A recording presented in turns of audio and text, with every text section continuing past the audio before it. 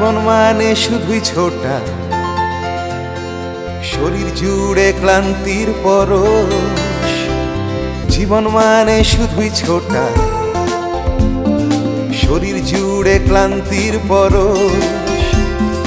মন যখন বইতে না চায়, যেদিকে দু চোখ যায়, যেদিকে দু চোখ যায়, যেদিকে দু চোখ যায়।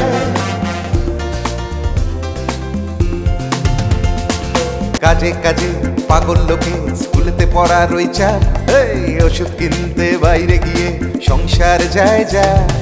পাগল মনে লাগিয়ে হাওয়া, পথ যখন বন্ধু হতে চায়, বাড়িয়ে দাও তোমার হাত, চলো যেদিকে দু চোখ যায়। পাগল মনে লাগিয়ে হাওয়া, পথ যখন বন্ধু হতে চায়, বাড়িয়ে দাও তোমার হাত, চলো যেদিকে দু চোখ যায়, যেদিকে দু চোখ যায়, যেদিকে দু চোখ যায়। মাত্র 4 থেকে 5 ঘন্টা ডিস্টেন্স কভার করলে কিন্তু খুব সহজে দীঘা পৌঁছে যাওয়া যায়। বিভিন্ন ধরনের ট্রেন, স্টেট বাস। দীঘায় গিয়ে কোথায় থাকবে? যারা একটু লোনলি ডেজোলেট প্লেস পছন্দ করো তাদের জন্য কিন্তু নিউ দীঘার বিচটা একদম পারফেক্ট। আর যারা একটু ক্রাউডেড প্লেসে থাকতে ভালোবাসো তাদের জন্য তো ওল্ড দীঘা রয়েছে। সমুদ্র উপকূলবর্তী অঞ্চলটা ভালো করে ঘুরে দেখো, আর রাত্রেবেলা অসাধারণ মার্কেটিং আর সি সাইডের প্রাইস, এই সব কিছু মিলিয়ে কিন্তু এই দীঘা ট্যুরটা তোমাদের জন্য লাভলি জার্নি হবে। এনজয়।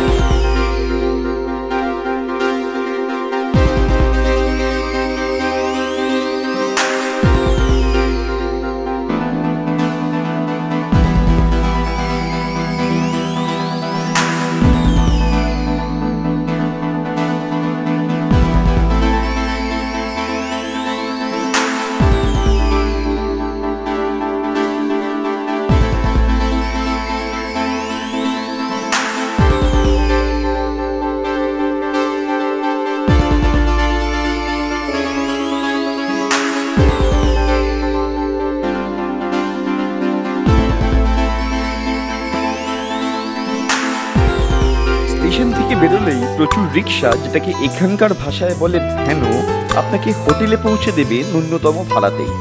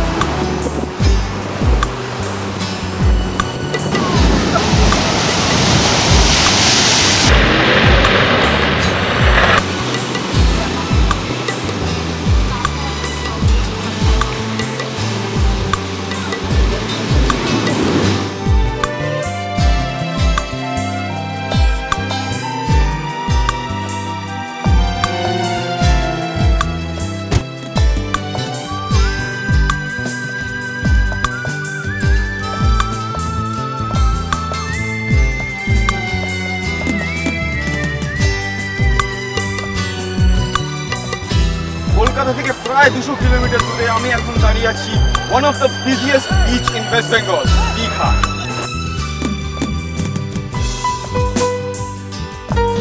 আচ্ছা, দীঘাই কেন? আরো তো জায়গা আছে, পুরী আছে, গোয়া আছে, এই সমুদ্র রাস্তায় দীঘাই কেন? সবচেয়ে বড় কথা যে কম খরচায় এখানে মানে ট্যুর করাটা সবচেয়ে ভালো। আপনি এখানে কি কতবার আসছেন? প্রথমবার। আচ্ছা, আপনি তো পুরীতেও গেছেন, তো পুরীর সাথে এই দীঘার সমুদ্রের কি তফাৎ আপনার মনে হয়? দীঘা সমুদ্রে আমার মনে হয় চান করাটা বেশি সুবিধাজনক পুরীর সমুদ্রের চাইতে। প্রথমেই জিজ্ঞেস করি আপনার নাম। দত্ত। আপনি কোথা থেকে আসছেন? সত্যি। আচ্ছা, আপনাকে দেখে মনে হচ্ছে আপনি আগত দীঘায় এসেছেন বারবার। 4 বার এসেছি।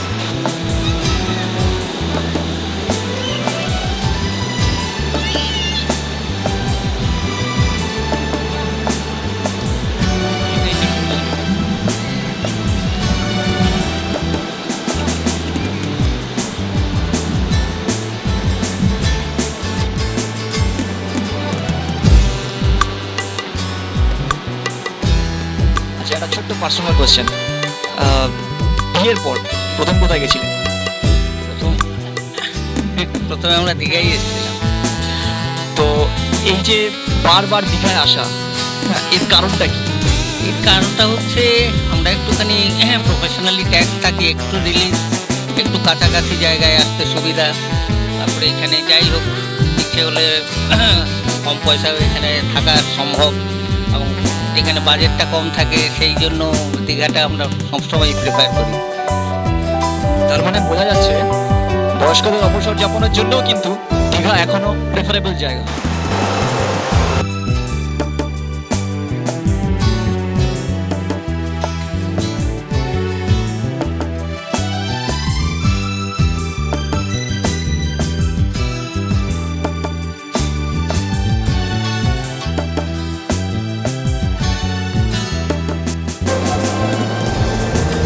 বছরেরও বেশি দীঘার বালিয়াড়ি আর ঝাউবনের সঙ্গে বাঙালিরা অতি পরিচিত। বঙ্গোপসাগরের তীরে এই দীঘার প্রাকৃতিক সৌন্দর্য অতি মনোরম। কিন্তু দুঃখের বিষয়, ওল্ড দীঘার ভবিষ্যৎ নিয়ে আমরা খুবই চিন্তিত। কারণ যে পরিমাণে দীঘার সি বিচ ক্ষয় হতে আরম্ভ করেছে, তাতে এই ব্রিজকে বোল্ডার দিয়ে কতদিন টিকিয়ে রাখা যাবে সেটাই চিন্তার কারণ।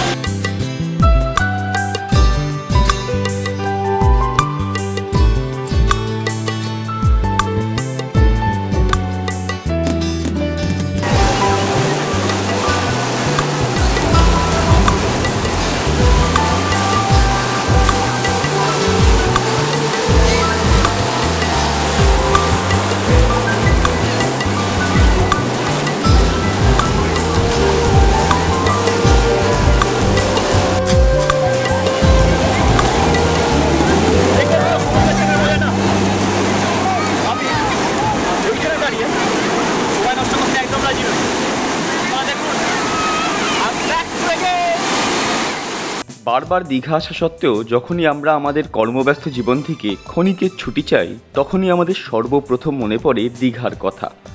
মজার ব্যাপার হলো, দীঘাতে আসার জন্য আমাদের কোনো পূর্ব পরিকল্পনার প্রয়োজন পড়ে না। দীঘার ঝাউবন, সমুদ্র আর বালিয়াড়ি নিয়ে নতুন করে কিছু বলার না থাকলেও হয়তো অনেকেরই এটা জানা নেই যে কোনো এক সময় দীঘার নাম ছিল বীরকুল। এই কথাটা আমরা জানতে পারি 1780 সালে ওয়ারেন হেস্টিংসের তার স্ত্রীর উদ্দেশ্যে লেখা এক চিঠিতে। বিধানচন্দ্র রায়ের আমলে এক ইংরেজ পর্যটকের অনুরোধে পশ্চিমবঙ্গ পর্যটন দপ্তর জায়গাটাকে পর্যটন কেন্দ্র হিসাবে গড়ে তুলতে উদ্যোগী হন। তারপর ধীরে ধীরে নানা ভাঙাগড়ার মধ্যে দিয়ে দীঘা আজ এই নতুন রূপ পেয়েছে, যেখানে আজকের দিনে water rafting, sand biking, water biking প্রভৃতির মজা নেওয়া যায়।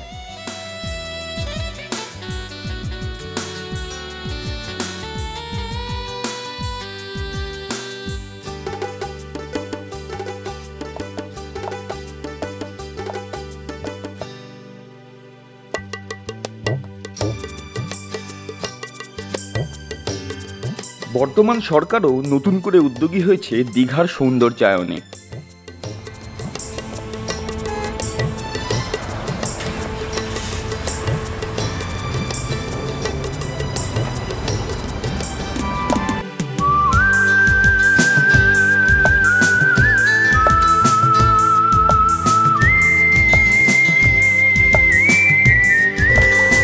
নিউ দীঘা এসে অমরাবতী পার্ক ঘুরে নিতে ভুলবেন না জানেন। এই পার্কের নির্জন পরিবেশ আপনাদের মনকে করবে চঞ্চল।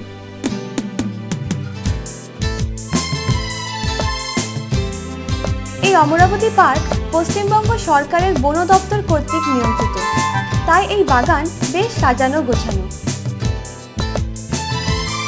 আমরা এখন অমরাবতী কৃত্রিম লেকের বোটেই বসে আছি। এইখানে 2 জন, 4 জন, 6 জনের বোটিং করার মতো বোট আছে। 2 জনে বোটিং করলে 25 টাকা, 4 জনে মিলে করলে 35 টাকা, এবং যদি 6 জনে করা হয় তার ভাড়া কিন্তু 40 টাকা। এছাড়াও এখানে মোটর বোটিংয়ের ব্যবস্থা আছে, তার ভাড়া কিন্তু 55 টাকা।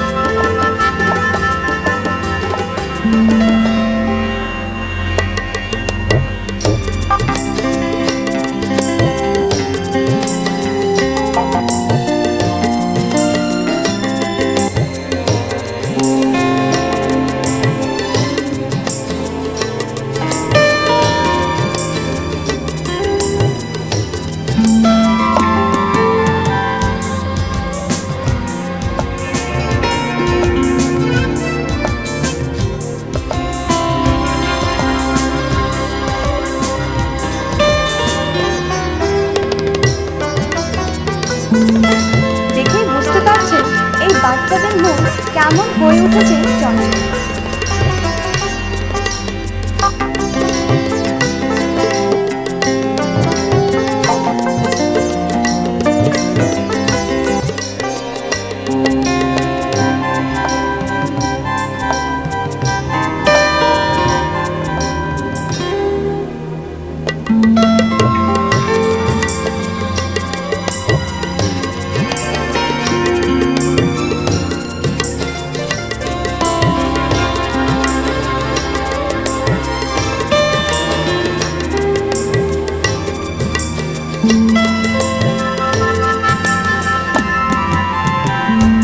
অমরাবতী পার্ক থেকে বেরিয়ে আপনারা অবশ্যই দেখে নেবেন দীঘা সায়েন্স সেন্টার।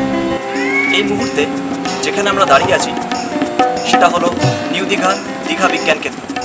এটি নিউ দীঘার একটি অন্যতম ও একটি অতি অবশ্য দর্শনীয় স্থান। এখানকার পরিবেশ সত্যিই রম্য।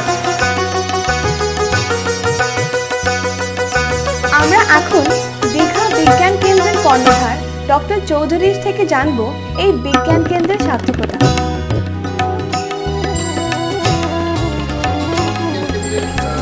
মূল কাজ যেটা সেটা হচ্ছে যে পপুলারাইজেশন অফ সায়েন্স, মানে সায়েন্সের জনপ্রিয়তাটাকে বাড়ানো।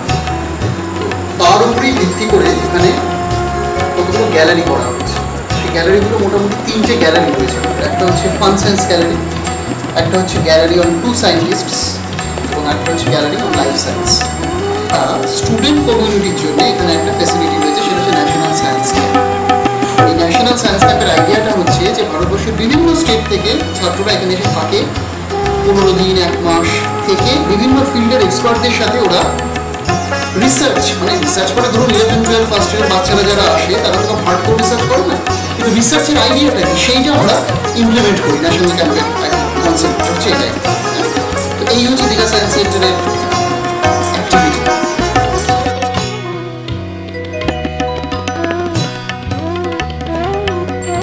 আমরা যেটা করি, প্রতি মাসে মোট কত সংখ্যক পর্যটক এলেন সেটা আমরা একটা হিসেব করি। সেই হিসেবটা খুব সোজা, যে আমাদের টিকিট সাইজ হচ্ছে তার। এবার সেটাকে যদি মাসের টোটাল দিন দিয়ে ভাগ করি, তাহলে প্রত্যেক দিন আমাদের কত ভিজিটার অ্যাভারেজে আসছে সেই আইডিয়াটা আমরা পেয়ে যাবো।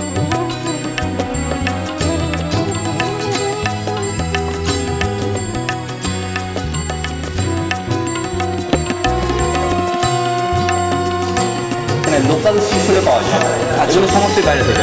আচ্ছা, এবার এই যে জিনিসগুলো এদের নেচার যেটা, এরা সমুদ্রে অল্প গভীরতায় থাকে, কিন্তু সমুদ্রের তলে থাকে, মানে একদম মাটির উপরে এরা মুভ করে। তাদের খাবার দাবার বা বেঁচে থাকা পুরোটাই সেখানে। এবার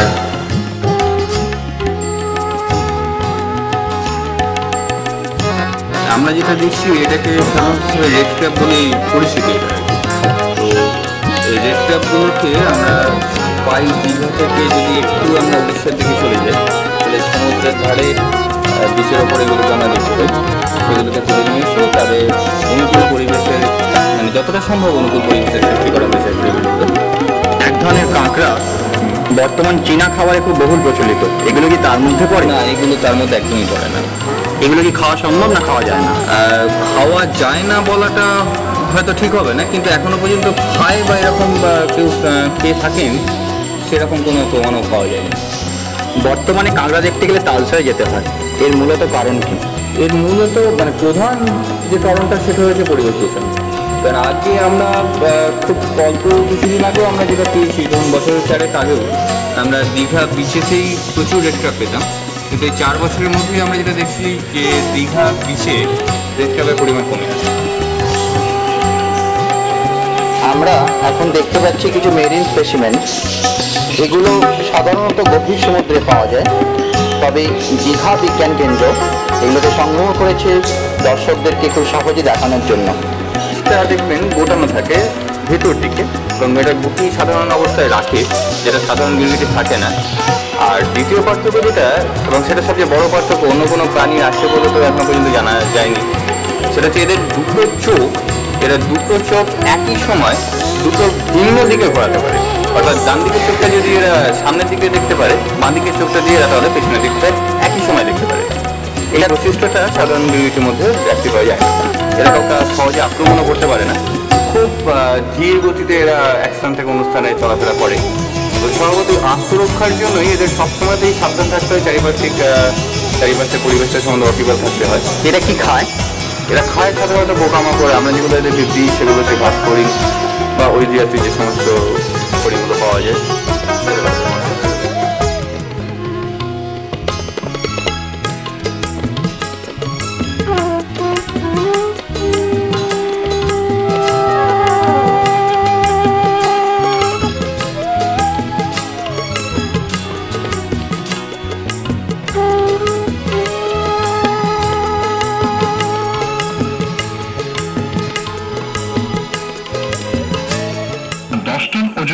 ডাইনোসরটি ছিল সবচেয়ে হিংস্র। এরা প্রধানত ট্রাইসেরাটপস জাতীয় তৃণভোজী ডাইনোসরদের মেরে খেত। প্রায় 12 কোটি বছর আগে। আমরা আবার ফিরে এসেছি নিউ দীঘার বিচে। পরন্ত বিকেলের আলোয় আসুন একটু বিচটা ঘুরে দেখা যাক।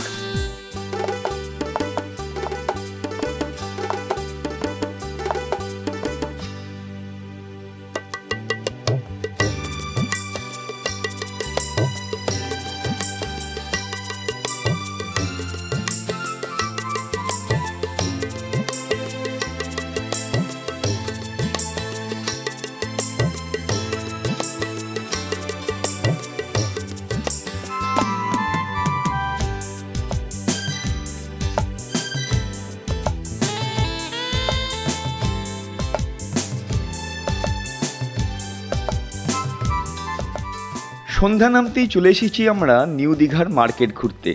সেখানে এসেই প্রথম যেটা খেলাম সেটা হলো মাছের চপ। আর একটু এগিয়ে দেখতে পেলাম ঝিনুকের তৈরি নানান মূর্তি।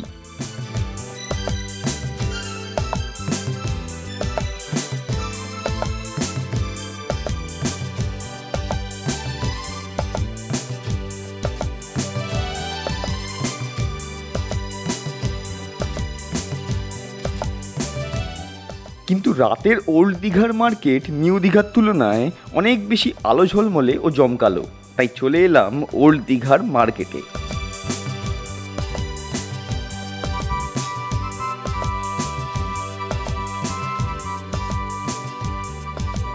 প্রচুর দোকান, রকমারি জিনিস, কিন্তু ঝিনুকের তৈরি নানা রঙের মূর্তি ও ঘর সাজানোর জিনিসই মূল আকর্ষণ।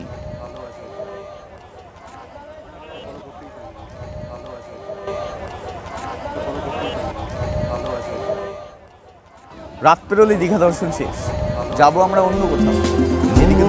যখন বুঝতে না চায় যেদিকে দু চোখ যায়, যেদিকে দু চোখ যায়